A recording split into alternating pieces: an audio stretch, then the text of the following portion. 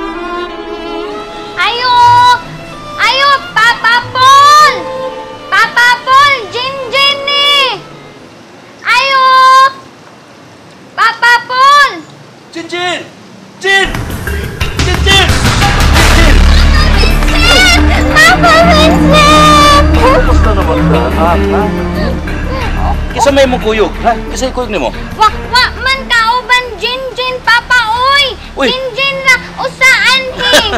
Nakatultol ka din eh. Oh, katultol naman jud Jinjin papa. Kamao naman Jinjin tanan papa oy. Tudlo man lula sana Jinjin tanan. Kamao na Jinjin mga buluhaton sa panimay. Dayon kamao na po Jinjin basa og suwat. Mao kabaw na jud Jinjin tanan. Eskwela naman Jinjin papa. Tinuod nga gipaskwela na ka ni Perla.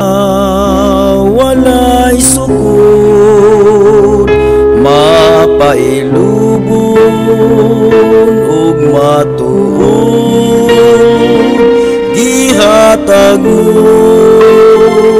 sa kalumog, luyo sa